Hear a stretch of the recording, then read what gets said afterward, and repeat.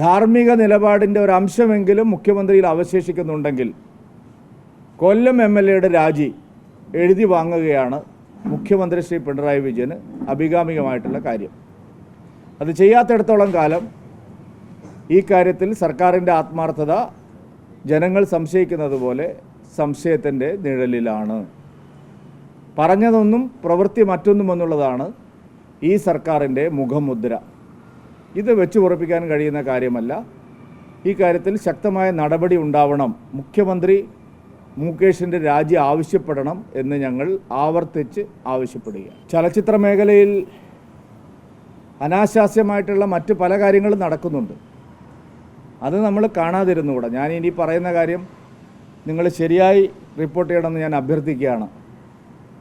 ലൈംഗിക അരാജകത്വം പോലെ തന്നെ അല്ലെങ്കിൽ അതിനേക്കാൾ അപ്പുറത്തുള്ള ഗുരുതരമായിട്ടുള്ള പല കാര്യങ്ങളും ചലച്ചിത്ര രംഗത്ത് പ്രവർത്തിക്കുന്നവരെ കേന്ദ്രീകരിച്ചുകൊണ്ട് സംസ്ഥാനത്ത് നടക്കുകയാണ്.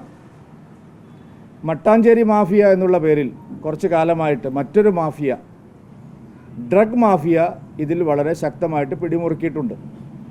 ഇന്ന് വിജയശ്രീ ലാളിതരായി നിൽക്കുന്ന പലരുടെയും പേരിൽ ഗുരുതരമായ അത്തരം ആരോപണങ്ങൾ ഉയർന്നു വന്നിട്ടുണ്ട്. അത് സർക്കാർ അവരെ സംരക്ഷിച്ച് നിർത്തുകയാണ്. ശുദ്ധീകരണ പ്രക്രിയയ്ക്ക് തുടക്കമിടാനാണെങ്കിൽ മട്ടാഞ്ചേരി മാഫിയയെയും ഡ്രഗ് മാഫിയയെയും കണ്ടെത്തി അവർക്കെതിരെ കൂടി നടപടി സ്വീകരിക്കേണ്ടത് ഈ സമയത്ത് അനിവാര്യമാണ് എന്നുള്ള അഭിപ്രായം ഭാരതീയ ജനതാ പാർട്ടി മുന്നോട്ട് വയ്ക്കുകയാണ്. ചലച്ചിത്ര മേഖലയിൽ പ്രവർത്തിക്കുന്ന പല ആളുകളും സംസ്ഥാനത്ത് വർദ്ധിച്ചു വരുന്ന മയക്കുമരുന്നിൻ്റെ സ്വാധീനത്തിന് വളം വയ്ക്കുന്ന നിലപാട് സ്വീകരിക്കുന്നു എന്നുള്ളത് അതീവ ഗൗരവതരമായിട്ടുള്ള കാര്യമാണ്. സംസ്ഥാനത്തെ യുവാക്കളെ സംബന്ധിച്ചിടത്തോളം, ചെറുപ്പക്കാരെ സംബന്ധിച്ചിടത്തോളം ഈ ഒരു പ്രതിഭാസം നമ്മുടെ നാടിന് ഗുണകരമല്ല, ഭാവിയെ ബാധിക്കുന്ന ഒരു വിഷയമാണ്. മട്ടാഞ്ചേരി മാഫിയയുടെ പ്രവർത്തനങ്ങൾ കൂടി ഈ തരുണത്തിൽ ശ്രദ്ധയിൽ കൊണ്ടുവരാനുള്ള ആത്മാർത്ഥമായിട്ടുള്ള ഇടപെടലുകൾ ഉണ്ടാവണം എന്നും ഞങ്ങൾ സർക്കാരിനോട് ആവശ്യപ്പെടുകയാണ്.